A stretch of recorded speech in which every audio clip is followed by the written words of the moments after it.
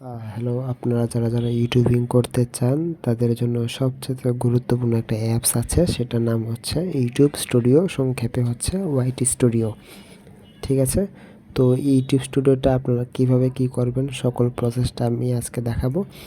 অনেকে যারা নতুন তারা কিন্তু জানে না, তো সেই জন্যই ইউটিউব স্টুডিওটা আমরা সম্পূর্ণ ভেঙে ভেঙে বোঝাবো। ঠিক আছে, তো আমরা প্রথমে প্লে স্টোর থেকে ইনস্টল করে নিলাম। এখন আমরা এটাকে ওপেন করব। ওপেন করার পর আপনি আপনার যে চ্যানেলটা আছে সেই চ্যানেলটা আপনি এখানে লগ ইন করবেন। তো লগ ইন করার পর এখানে আপনার কত সাবস্ক্রাইবার আছে, কত ওয়াচ টাইম, কত কী আছে সব কিছু দেখাবে। অ্যানালিটিক্স সব কিছু এখানে দেখাবে। নিচের দিকে গেলে আপনার এখানে কমেন্টগুলো শো হবে। তো এই অ্যাপের এখানে ভিডিও সেকশনে আসলে আপনারা চাইলে কিন্তু কোন ভিডিওতে কতটা ভিউ হয়েছে সেটা দেখতে পারবেন। মোস্ট রিসেন্ট আছে, তারপরে হচ্ছে মোস্ট ভিউ আছে। আপনি মোস্ট ভিউতে গেলে এখানে কোন ভিডিওতে কতটা ভিউ হয়েছে সেটা দেখতে পারবেন। সবচেয়ে গুরুত্বপূর্ণ তথ্য হচ্ছে কোন ভিডিওর মাধ্যমে আপনারা কোন ভিডিওটা র্যাঙ্ক করেছে সেটা দেখার উপায়। তো এটার জন্য আপনি যে কোনো একটা ভিডিওতে ক্লিক করলেন, সরি। তো ক্লিক করার পর আমরা এখানে কি করব, অ্যানালিটিক্সে চলে যাব। যে ভিডিও পারফরমেন্স এখানে ক্লিক করব, এখানে ক্লিক দিলাম।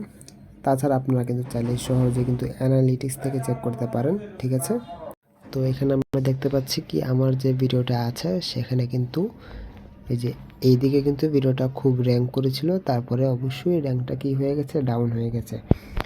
তো সেটার জন্য আপনারা দেখতে পাচ্ছেন এখানে এক্সটার্নাল ভিউ আছে 5টা এবং ইউটিউব সার্চ করে পেয়েছে 3টা। তো আপনাদের ভিডিওটা সার্চে গিয়েছে কিনা তাহলে অবশ্যই দেখবেন সার্চ অপশানে বেশি থাকবে যদি সার্চে যায়। তো এখানে সার্চ ভলিউম যেহেতু কম এজন্য 3টা এসেছে। এখন রিচে চলে যাই। রিচে চলে যাওয়ার পরে দেখতে পাচ্ছেন কত রিচ হয়েছে সেটা দেখতে পাচ্ছেন। এখন মোট কথা হচ্ছে কোন কিওয়ার্ডের কারণে আপনার ভিডিওটা মানুষ খুঁজে পেয়েছে। ঠিক আছে, তো এটার জন্য আপনি কী করবেন, রিচ সেকশনে চলে আসবেন। তো এই সেকশনে যাওয়ার পরে হচ্ছে আপনি ইউটিউব সার্চ টার্মস যেটা আছে সেখানে যে দেখতে পাচ্ছেন এটাতে আপনি ক্লিক করবেন। দেখেন এখানে কিন্তু 76.5% কিন্তু আমার যে ভিডিওটা সেটা কিন্তু সার্চ ভলিউমের মাধ্যমে কি হয়েছে, মানুষের কাছাকাছি গিয়েছে। এখন নিচে আরেকটা বিষয় হচ্ছে কন্টেন্ট সাজেস্টিং দিস ভিডিও, অর্থাৎ কোন ভিডিও দেখার মাধ্যমে আপনার ভিডিওটা ওইখানে সাজেস্ট করেছে। তো এটার জন্য হচ্ছে প্রথমে টোটাল অর্ডার ভ্যালু শুট, এটা হ্যামস্টারের ভিডিও আছে, বাইন্যান্সের একটা ভিডিও আছে। তো এই ভিডিওগুলো দেখার কারণে আমার ভিডিওটা সাজেস্ট এসেছে।